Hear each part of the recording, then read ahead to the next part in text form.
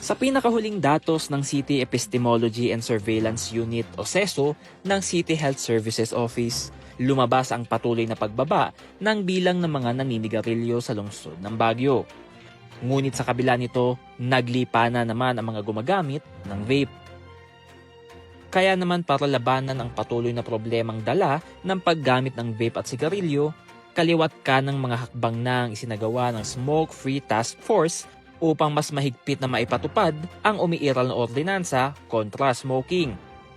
Ilan na rito ay ang paglalagay ng no smoking signage sa isang overpass sa kahabaan ng Governor Park Road.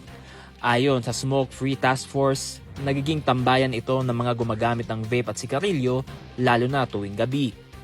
Kasama rin sa mga hakbang ng Smoke Free Task Force ay ang deputization training ng Smoke Free Enforcers sa mga barangay upang mas maipatupad ang Ordinance No. 34 Series of 2017 kung saan mahigpit na ipinagbabawal ang paninigarilyo o paggamit ng vape sa pampublikong mga lugar. Walang pangil ang umiiral na ordinansa laban sa tuluyang pagbabawal sa paggamit ng vape o sigarilyo dahil ang sakop lamang nito ay ang pagreregula sa paggamit at pagbebenta ng mga ito.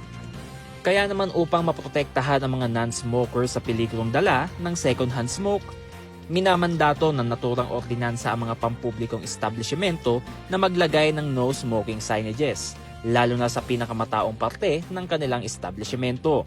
O di naman kaya ay magkaroon ng designated smoking area na dapat ay may layong 10 metro sa mataong parte ng kanilang establishmento, na dapat din ay isang open area. At kamakailan nga lamang ay nagkaroon ng inspeksyon ng Smoke Free Task Force upang masiguro na naaayon sa espesipikasyon na itinakda ng ordinansa ang mga establishmentong nag-renew o mga nag-apply para sa kanilang designated smoking area. Dagdag naman ng City Health Services, ang paninigarilyo ay may intergenerational effect. Ibig sabihin, maaaring mamana ang paninigarilyo.